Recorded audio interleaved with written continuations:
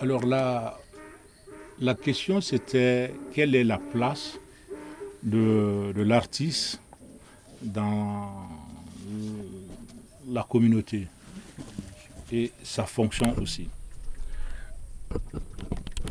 Nous savons tous que nous avons dans nos sociétés, il y a eu, pour garder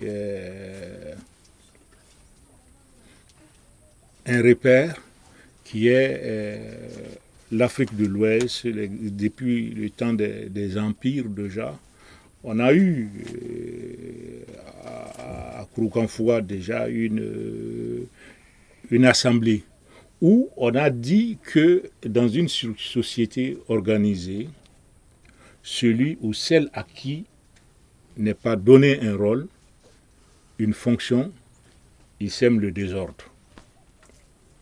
Donc déjà, pour qu'une société ait une certaine cohésion, il faut différentes formes d'acteurs là-dedans. Et là-dedans, l'artiste est quelqu'un qui peut être considéré comme un historien. Ça veut dire que c'est quelqu'un qui va rappeler la mémoire, les faits qui se sont passés pour que d'autres puissent apprendre, pour que on puisse éviter les mêmes erreurs possibles. Donc, l'artiste a une fonction d'historien. Cheikh Alioune Ndao va dire que c'est pas parce que il a cette fonction d'historien qu'il doit retracer ce qui s'est passé exactement comme.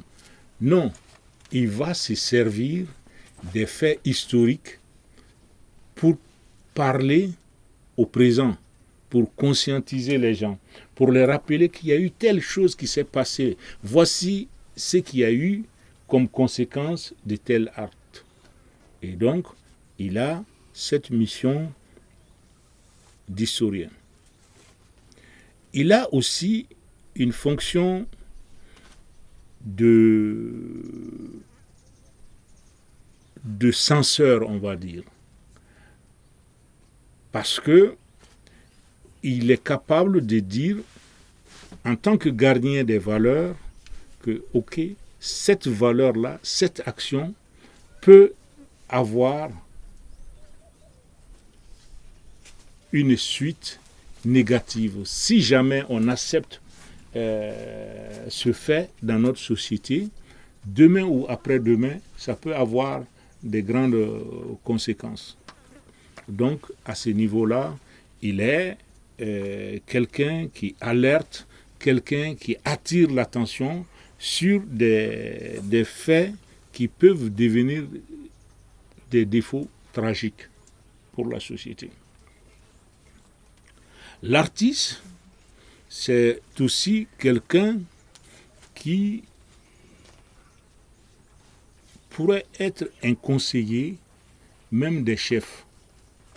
Parce que déjà, il a la facilité de comprendre sa société et de se dire si telle action sont maintenues dans notre société, ça risque de créer des problèmes. Rappelez-vous, il y a eu quelques années, Alpha Blondy commençait à parler de ce qui, plus tard, avec l'ivoirité, va devenir des problèmes. Tais-toi, Borodjan, etc., etc. Donc, à ce moment, les gens n'avaient pas compris. Mais des années plus tard, quand on a commencé à parler d'ivoirité, on a vu les conséquences de l'acte qui s'était posé à ce moment-là. Donc, l'artiste a cette fonction aussi d'attirer l'attention sur des choses qui pourraient porter des conséquences très graves pour la société.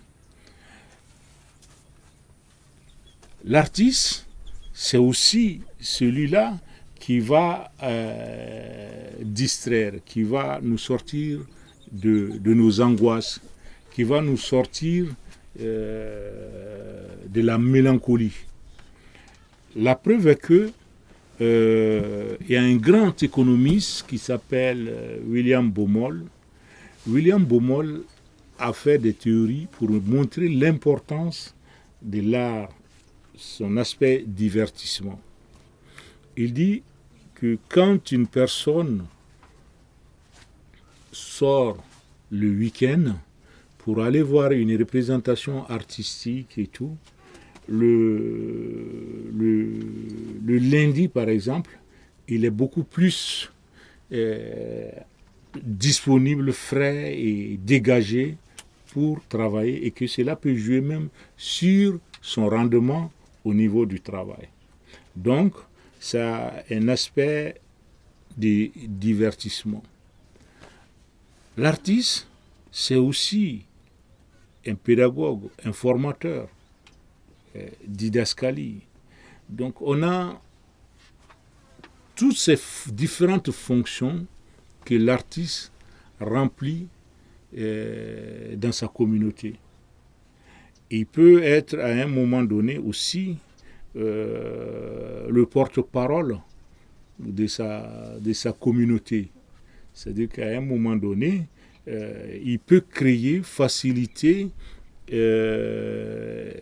des espaces d'expression pour que les uns et les autres puissent dire ce que tout le monde pense, mais que les autres n'osent pas dire. Et il devient, comme dirait Césaire, la bouche de ceux qui n'ont pas de bouche. Il s'exprime, il leur donne. Prenez un homme comme Fela Anukulako. Fela, à un moment donné, il était tout le temps en train de critiquer la société, de critiquer les militaires. Donc jusqu'à ce qu'on a cherché à le tuer, à le détruire, etc. Et il y a beaucoup d'artistes dans l'histoire de nos sociétés qui, à un moment donné, sont devenus la voix de ceux qui étaient oppressés et qui ne parlaient pas. Je n'avais pas parlé du Sénégal jusqu'à présent, mais quand on voit tout le travail que Ousmane Faye a fait à Guédiawaye avec Banlieue Bleue, c'est un travail formidable. Et aujourd'hui, quand tu pars, c'est tout ce travail qui réjaillit sur le théâtre Daniel Sorano avec tout le mouvement hip-hop du Sénégal. Et tous ces mouvements hip-hop du Sénégal, on sait comment ils ont réagi par rapport au troisième demande de mandat de Wade déjà. Et ça, c'est des artistes. Mais on ne peut pas parler du mouvement Y en a marre si on ne lit pas à tout ce qui a été lancé à Guédiawaye en ce moment avec la banlieue bleue, etc. Donc les artistes sont des éveilleurs de conscience. Des artistes sont aussi des gens qui vont sensibiliser, éduquer. Et il y a, et dans tous nos pays, on a des exemples de grands artistes qui, à un moment donné, se sont engagés pour des causes qui leur semblaient justes. Et ces causes-là, souvent, on ne les a pas compris. On n'a pas compris pourquoi il lance ça, pourquoi il est présent sur ça. Avec le temps, on le comprend. Mais d'autres se sont tout de suite investis. Quand tu pars au Burkina, tu ne peux pas ne pas tenir compte de tout le travail que Prosper Compaoré a fait avec la TV. Et aujourd'hui, c'est différentes compagnies qui existent à travers le Burkina. Ce sont des compagnies qui vont chercher à traduire par le théâtre forum, des messages de santé, d'environnement, de politique, d'éducation. C'est d'éducation permanente. Et c'est très important dans un pays où on a souvent beaucoup de gens qui ne savent ni lire ni écrire. Et donc, à partir de là, maintenant, il y a des artistes qui sont engagés et qui, de par leur travail, arrivent à éveiller le reste de la population. On va prendre un exemple assez concret, c'est celui d'Augusto Boal. Augusto Boal était un homme, aujourd'hui on va dire un activiste, mais il était dans le théâtre. Et lui, une de ses représentations, il appelait ça le théâtre invisible. Genre, vous vous leviez, lui, toi, lui, avec elle, vous arrivez au l'hôtel à Radisson Collection. Bon, il dit, bon, j'ai invité ce monde-là, on va manger. Ok. Il dit au serveur, amène-nous le menu. Ils vont amener le menu. Et par exemple, il y a l'option une entrée, un plat de résistance, un dessert, un café et un pouce-café. Bon, vous allez choisir ça. Ça coûte 50 000 francs par personne. Et ils commandent ça. Et tous, ils vont manger. Et après, il se lève et il dit quand on amène l'addition, il va les voir et il va dire, ah bon, on a un problème. Parce que moi, en venant là, je suis sorti précipitamment, j'ai oublié de prendre de l'argent. Voilà, mais c'est pas grave, ne vous inquiétez pas. On va laver vos assiettes et puis c'est tout quoi. On va dire, mais attends là, celui qui lave nos assiettes ici, il est payé à 60 000 francs par mois. Ah bon? Mais appelez-le quoi.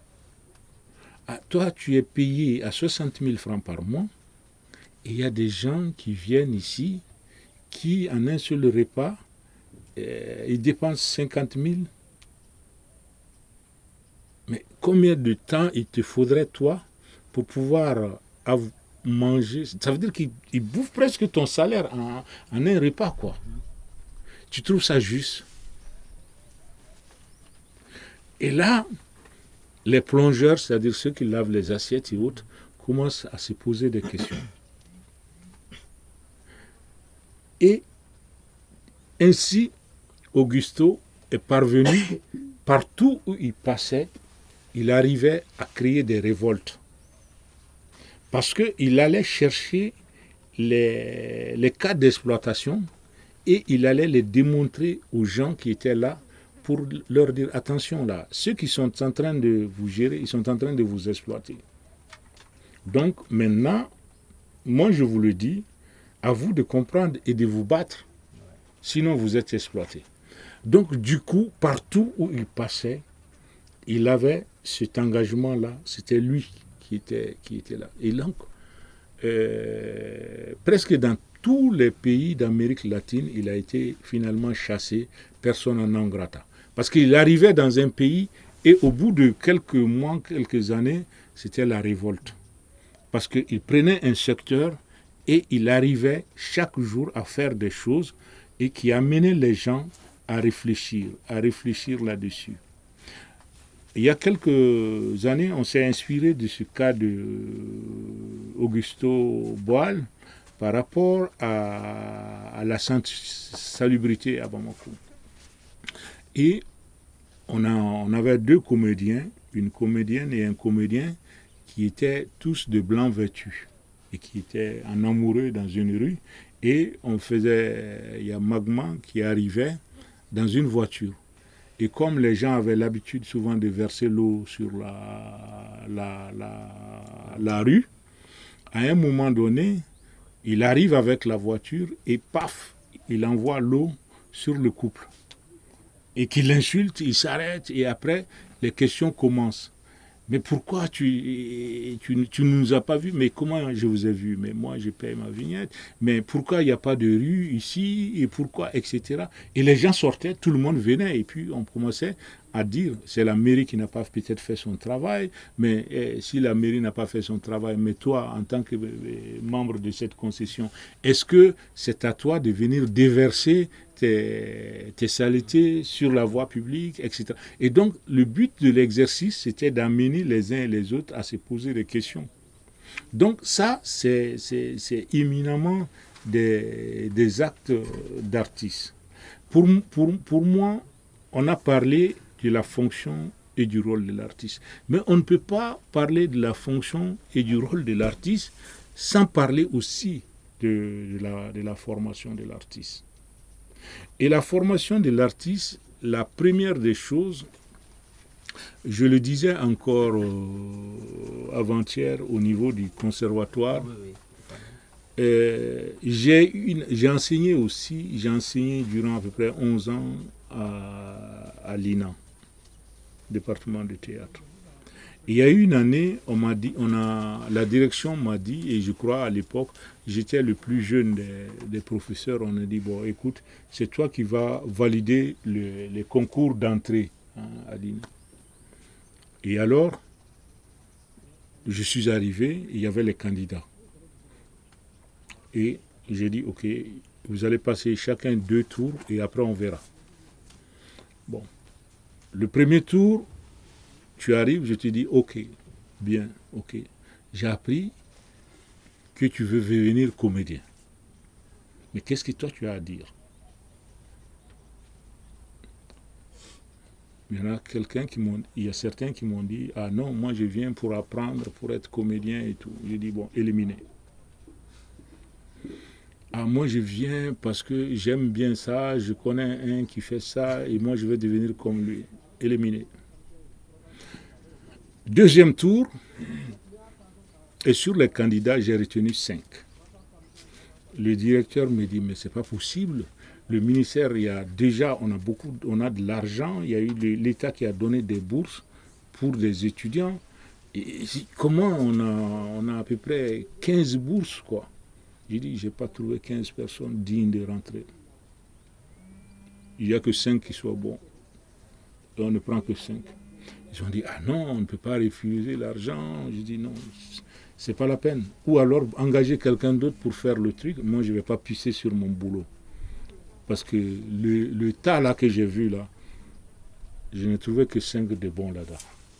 Et ça ne sert à rien. Parce que, d'abord, comment voulez-vous que des gens viennent payer de l'argent pour vous regarder danser ou pour vous écouter quand vous n'avez rien à dire? C'est quand même, il faut être culotté pour quand même. Donc, c'est la rigueur, c'est l'engagement. C'est parce qu'il y a quelque chose qui est là que moi, je trouve que ce n'est pas normal. Et je dois le dire. Le dire, et c'est là aussi où tout rentre en jeu de la façon de l'artiste qui va le dire. Il ne va pas sortir insulter et tout, mais peut-être qu'il va utiliser des mots ou il va utiliser un art, c'est ça l'art, la façon de le dire qui est très important.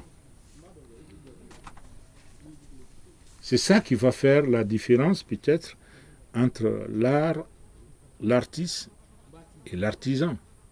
L'artisan, lui, il va fabriquer un truc, il est fonctionnel, il est bon, il sert à quelque chose, ça va. Mais l'artiste va chercher le petit plus qui ferait que il y a sa touche personnelle qui ferait que ça ne serait pas la même forme, la même chose que ce que va faire Noureddin. Donc il y a la créativité en ce moment qui devient important.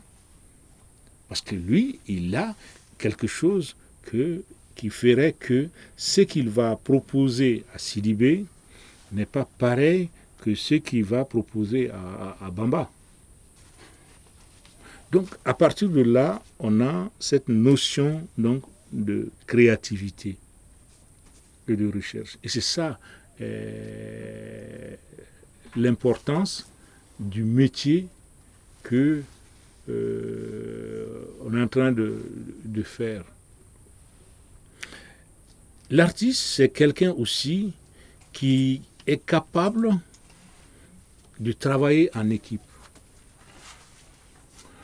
De se dire, ok, moi je sais faire ça, lui il sait faire ça, et c'est ensemble, chacun en amenant quelque chose, qui ferait que le produit qu'on va montrer va être très bien. Peut-être qu'il y a la danse, il y a la musique.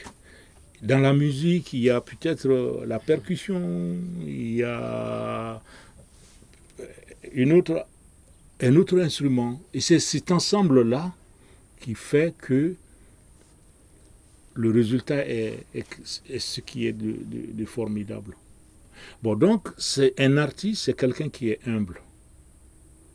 Parce que si tu n'es pas capable d'accepter de travailler avec l'autre, qu'il ajoute quelque chose, que vous travaillez ensemble, vous ne pourrez arriver à rien. Donc, il y a des valeurs comme l'humilité, de dire, ok, nous faisons ensemble des choses. Et un cas comme ça, c'était, nous avons été une fois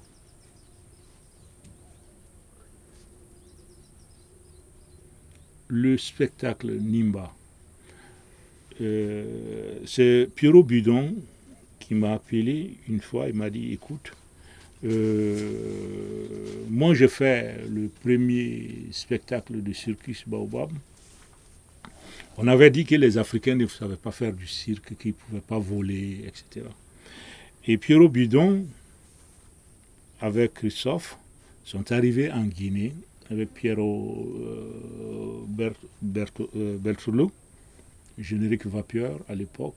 Ils ont travaillé, ils ont recensé des jeunes de théâtre, des jeunes de la rue, ils ont formé. Et Pierrot Bidon a fait la mise en scène et ça a donné le premier circus Baobab. On a dit, oui, bon, ben écoute, il y avait des blancs derrière, c'est ça. Sinon, ils ne sont pas capables.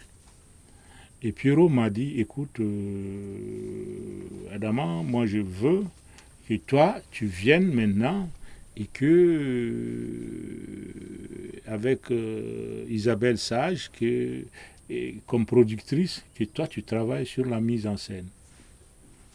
Ok. Bon.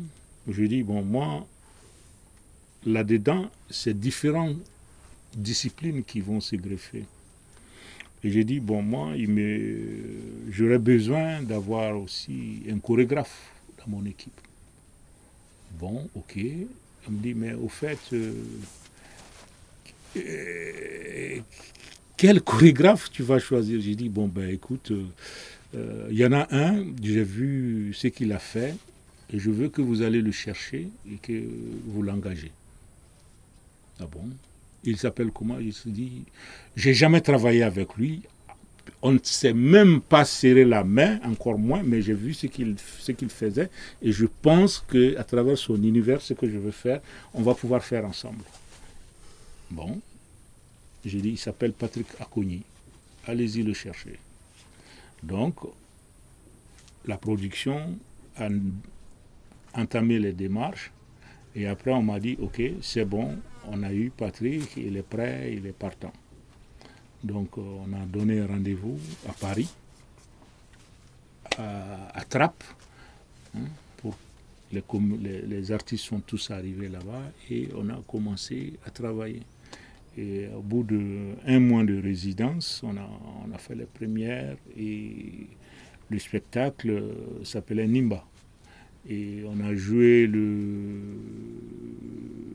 Il y a eu une bonne communication et il y a des gens qui se sont déplacés d'un peu partout, des États-Unis, du Canada et tout, pour venir voir le spectacle et le week-end. Et en début de semaine, il y avait à peu près 20 dates de bouclées aux États-Unis, Tel Aviv, un peu partout. Donc le truc était déjà amorcé. Mais ça aurait été très difficile s'il n'y avait pas d'humilité de se dire, bon écoute, c'est moi le chef, je ne t'écoute pas, tu dis rien. Donc, ça ne sert à rien. C'est aussi le travail collectif. Je vais vous dire une chose, je n'arrête pas de le dire, je dis aux gens que l'idée de l'usine est venue du spectacle. Parce que c'était le premier lieu de travail où différentes personnes se mettaient ensemble, chacun avec sa spécificité, sa sensibilité, pour travailler sur un produit final. Vous pouvez avoir une pièce, ça peut être votre création. Il serait intéressant si vous acceptiez que lui, il vous dit, qui est un peu objet, qui est en recul, il dit ok, il va faire le costume. Ah lui, ah tiens, lui, écoute, il va nous aider à organiser l'accueil du public, comment ils vont venir, comment on va les installer, comme ce que l'autre te demandait tout à l'heure, accueil et tout. Bon, là, c'est ensemble, chacun va mener quelque chose. Mais si vous êtes orgueilleux, si vous n'êtes pas capable d'accepter l'autre, vous ne pourrez pas. Et c'est ça, une des forces aussi de l'artiste. Et en même temps, c'est d'être solidaire.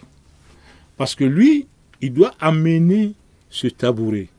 Mais si, pour une raison X ou Y, il oublie d'amener le tabouret, et que toi, tu peux l'amener sans que ça ne soit un autre problème. Mais après, vous gérez ensemble, vous êtes sous la pluie, vous gérez, vous apprenez à danser sous la pluie. Après, vous allez régler. Vous dire, attention, moi, la prochaine fois, vraiment, fais attention à ne pas oublier de poser ce tabouret-là à tel moment.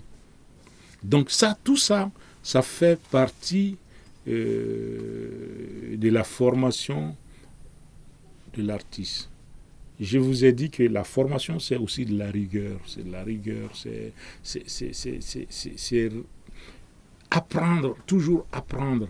Et c'est l'un des rares métiers où un mot comme répétition n'est pas ridicule. Vous le faites, vous le reprenez et vous revenez là-dessus jusqu'à ce que vous alliez vers la perfection.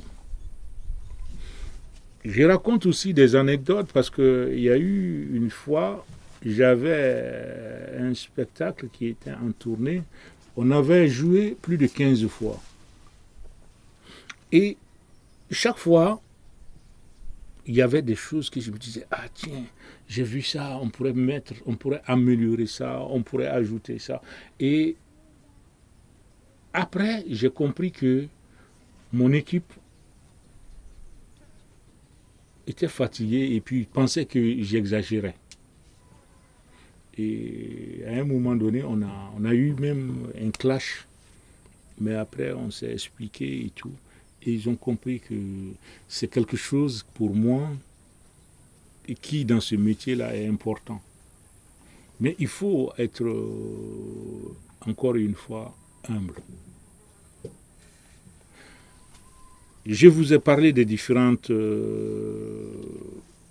fonctions que l'artiste a remplies dans la société, les rôles et les valeurs qu'ils doivent défendre, parce que on tend à faire en sorte que nous soyons un peu parfaits. Nous ne sommes pas des dieux, mais nous devons faire en sorte que le vivre ensemble se passe bien, faire ensemble que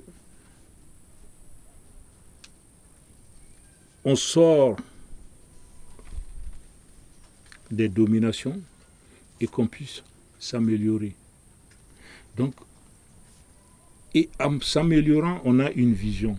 Et c'est ça aussi l'artiste qui peut dire, ok, voici la vision, voici l'idéal, à nous donc de le construire.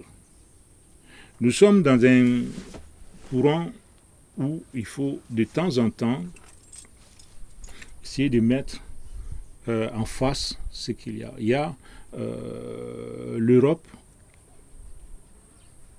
l'Afrique, l'Asie, l'Amérique. Mais que ce soit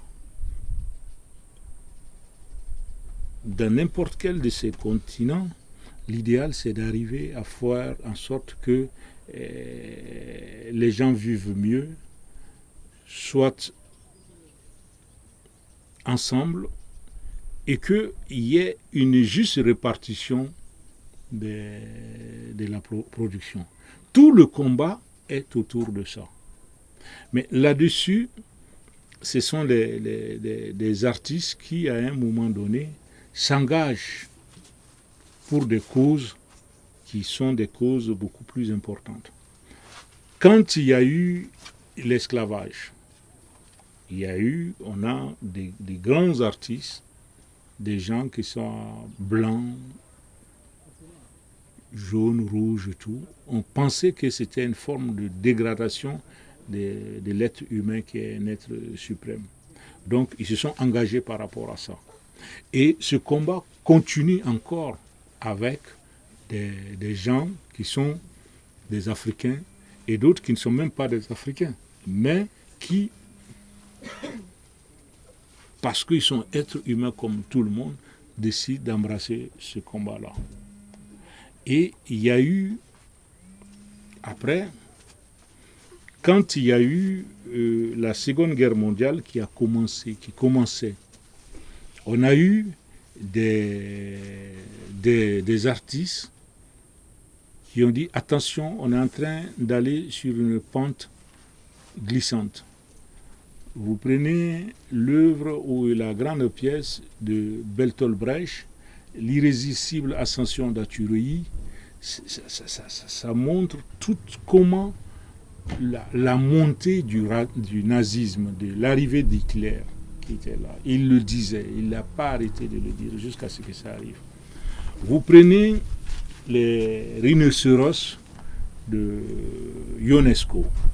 Ionesco a été face à la montée de cette pensée. Ionesco a imaginé et a écrit une pièce où les gens, en se levant, découvraient qu'ils se transformaient en rhinocéros. Mais ils ne se rendaient pas compte eux-mêmes qu'ils se transformaient. C'était l'idée que les gens commençaient à accepter la mentalité, certaines mentalités qui étaient là et qui faisaient que ils ne se rendaient pas compte qu'eux-mêmes, dans leur discours, dans les prises de position, ils devenaient extrémistes. Et au fur et à mesure, si vous prenez ces gens-là, lui, il symbolisait leur transformation à travers des cornes qu'ils poussaient sur leur tête. Et jusqu'au moment où tout le monde finalement est devenu extrémiste, s'est radicalisé et on a vu la situation, ce que ça donnait. Donc on a eu, chaque fois qu'il y a eu des grandes menaces, aujourd'hui des grands artistes prennent position pour l'environnement. Et on a vu des jeunes danseurs aujourd'hui qui sont arrivés avec le plastique et tout. C'est fait un peu, je dirais pas mode, mais c'est quelque chose, c'est vrai qu'on est confronté à une certaine réalité. Ils ont trouvé la façon d'exprimer cette peur collective à travers leur prise de position et de façon très artistique. En Espagne, on aime beaucoup, c'est plus ou moins même sacré, le bœuf. Et lors de la Coupe du Monde en Espagne, il y a un grand artiste qui s'appelait Alberto Vidal. Alberto Vidal, à plein Madrid, a amené un bœuf. Il l'a mis dans une cage, au beau milieu même de la rue principale. Il l'a exposé, il a dit, bon voilà, je vais laisser, durant tout le temps qui va se passer la Coupe du Monde, je vais laisser ce bœuf-là pourrir pour que les Espagnols comprennent que leur société est en train de pourrir.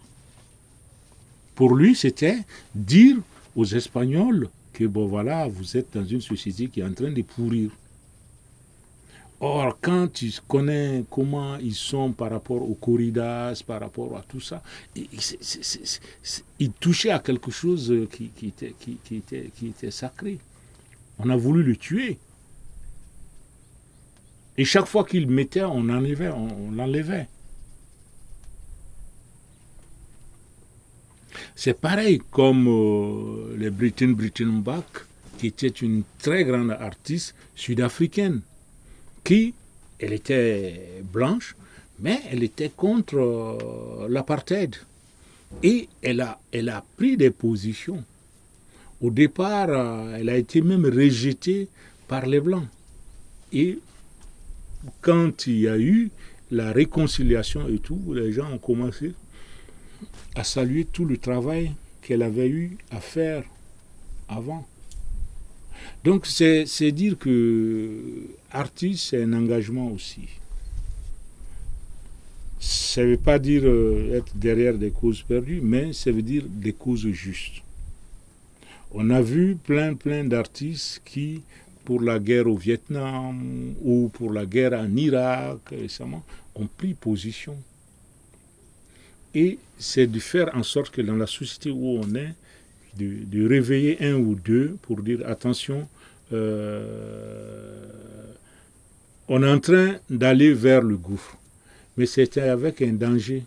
Parce que quand tout le peuple court vers le précipice, celui qui s'arrête et qui dit attention, vous courez un danger, soit on va vous traiter de lâche ou on va vous éliminer.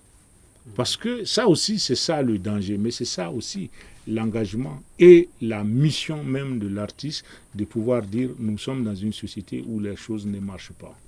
Je l'ai eu à le dire à Souleymane Kouli, paix à son âme, un bon grand frère, mais quand il y a eu les événements en Côte d'Ivoire, je me suis retrouvé avec Souleymane parce que je l'ai invité au Mali. Et je lui ai dit, mais Souleymane, tu sais pourquoi je n'étais pas d'accord avec toi? Quand tu faisais tes Koteva là, nous sommes tous unis dans le wax, c'était des spectacles comme ça. Adama Champion, nous sommes tous unis dans le wax et tout. Je disais, mais pendant ce temps, il y avait la maison qui est en train de brûler à petit feu. Et tu étais là, tu n'as rien dit, tu n'as pas vu et tu n'as pas voulu en parler. Tu as fait comme si tout allait bien. Tu faisais des spectacles où tout le monde était bon, tout le monde est gentil, nous sommes tous unis dans le wax. Il dit, voilà, aujourd'hui, les conséquences.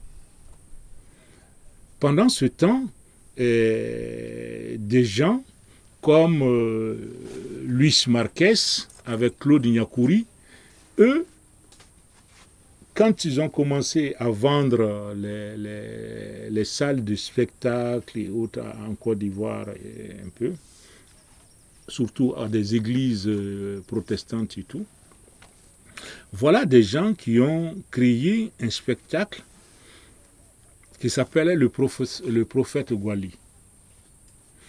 Qu'est-ce qui s'est passé? Ils venaient dans un village comme Bankmana. Moi, je dis au chef du village, voilà, moi, je veux rester quelques jours chez vous ici. Bon, il y a des gens qui sont en train de construire ici. Je vais de temps en temps, je vais travailler chez eux. Et puis, est-ce que vous pouvez me loger parce qu'il n'y a pas suffisamment de maisons là-bas ou j'ai pas envie de rester avec eux. J'ai envie d'avoir mon petit truc. Le chef de village me dit, ok, bien, bon, ben écoute, on a une case pour toi, même si c'est moyennant quelque chose, je dis, je paye. Je reste là-bas et 2 jours après, il y en a un autre comédien qui arrive, qui devient comme un fou.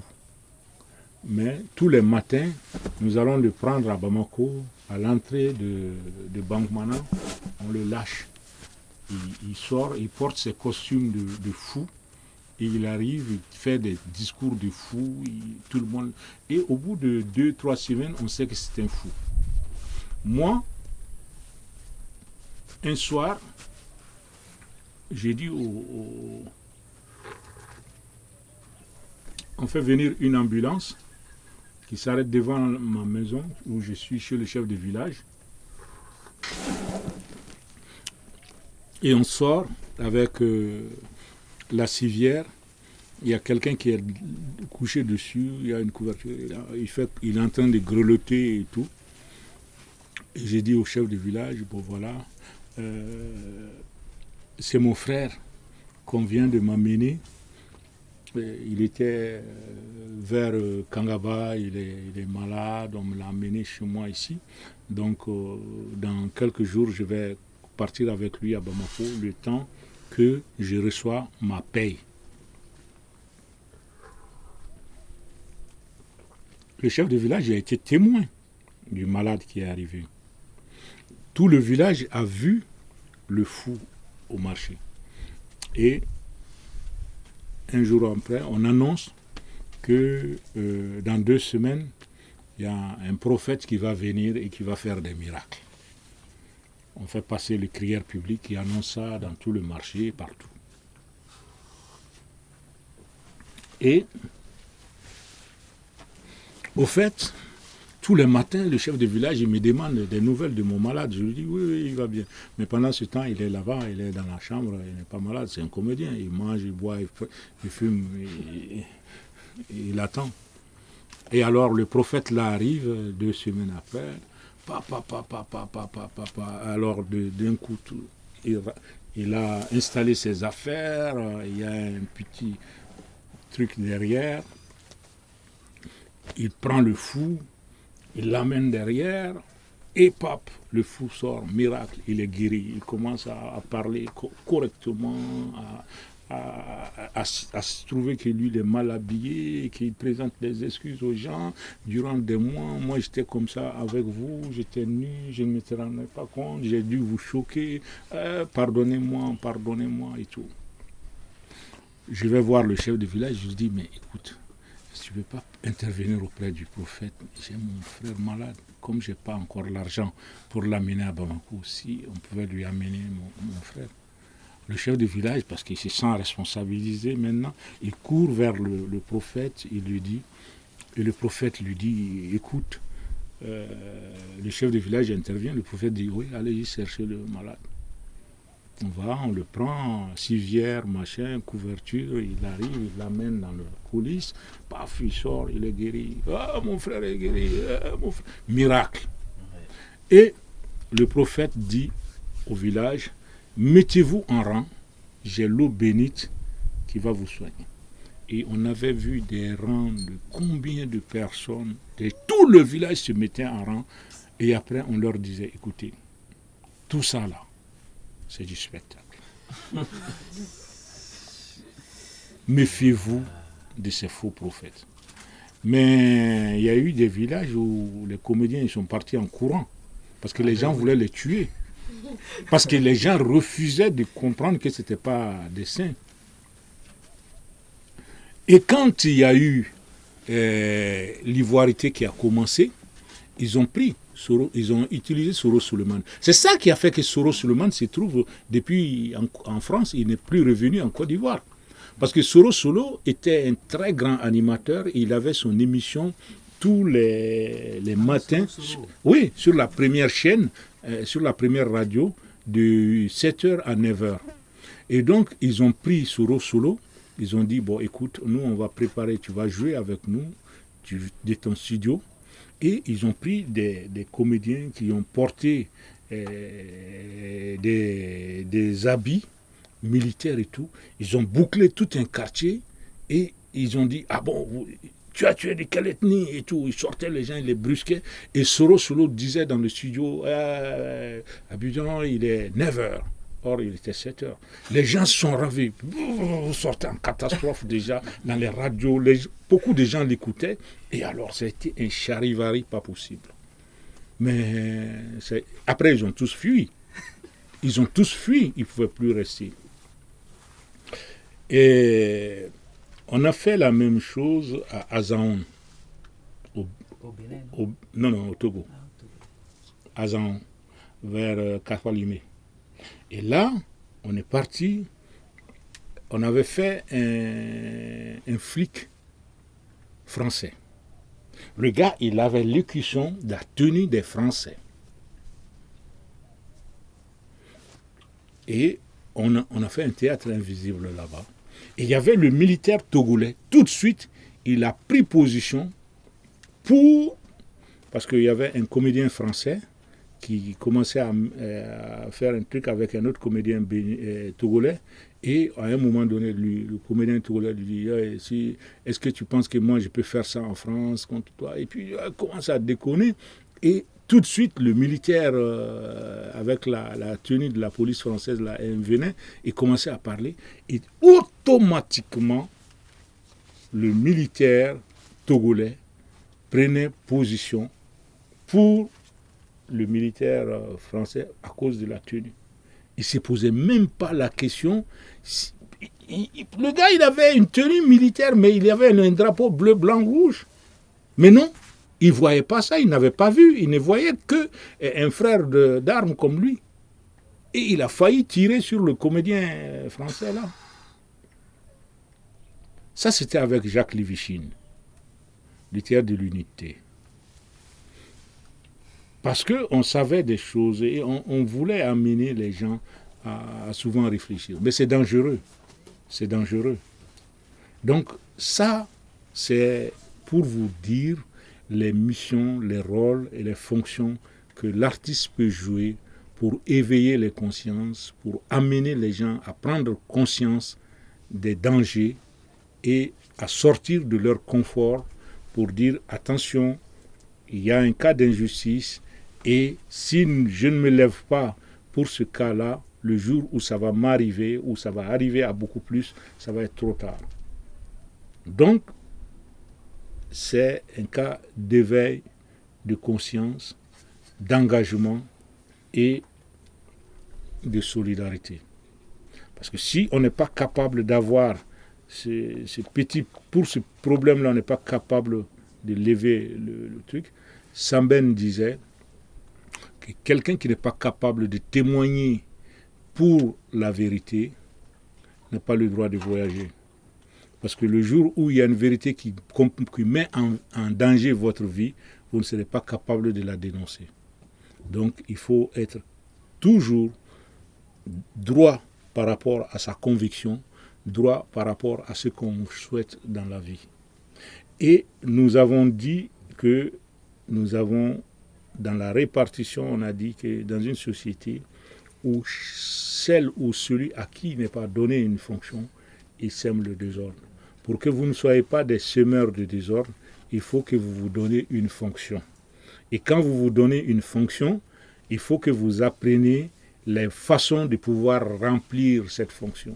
Ça veut dire, si vous êtes danseur, il faut que vous arriviez à être très performant et aussi qu'il y ait la créativité, mais il faut que vous soyez rigoureux pour que vous puissiez vous exprimer artistiquement.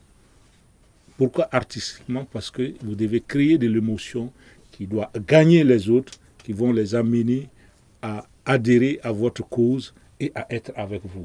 Et c'est là où vous aurez rempli votre mission. Notre mission à nous tous, c'est de construire l'homme. L'homme au sens biologique du terme. Parce que quand on dit l'homme, c'est l'être humain. Et ceux qui sont de la culture malinké et bambaraphone comprendront. Quand les Français de 1, 2, 3, 4, 5, 6, 7, 8, 9, 10, on va dire que c'est décimal. C'est 10, 10, 10, 10, 10. Mais ce n'est pas la référence pour nous autres. Nous autres, nous sommes dans un univers où la référence est beaucoup plus importante et n'est pas virtuelle. Mais la référence, c'est l'homme. Mogo, Mougan. Boulougandentan, Segondentan représente un être. Et la référence, c'était l'être. Et le double de l'être, c'est l'homme, la femme, c'était Débé, la natte sur laquelle il se repose. Donc, nous, notre art repose sur des valeurs que nous avons. Et ce sont ces valeurs-là que nous pouvons, que vous allez voir, qui sont disséminées. Par exemple, quand vous prenez le borolan chez les femmes qui faisaient les borolans, il y avait à un moment donné une femme qui, parce que son mari était un mari qui n'était pas juste, elle pouvait faire un borolan avec des signes. Etc., etc. Ces idéogrammes, elle les mettait sur le truc. Elle pouvait s'exprimer sans avoir eu à ouvrir la bouche. Pareil pour d'autres formes d'art comme le violon traditionnel en milieu tamashek ou en milieu sonraï, etc. Ça, c'est beaucoup les femmes qui jouent de ça. Donc à ce moment-là, c'est aussi des expressions, des choses qui sont exprimées. C'est pour vous dire que l'artiste a de tout le temps eu une fonction sociale dans nos différentes sociétés. L'artiste au sens occidental, comme l'artiste au sens traditionnel, qui était thérapeute, tradithérapeute, qui soignait aussi à travers son art. Hein, le ndep, c'est possible, les holehore, tous ces sons, c'est des formes d'art qui étaient là et qui servaient à aider les gens à se réconcilier avec eux-mêmes et à être bien dans leur tête et dans leur esprit. Donc je m'arrête là pour voir s'il y a des questions ou autres pour qu'on débatte.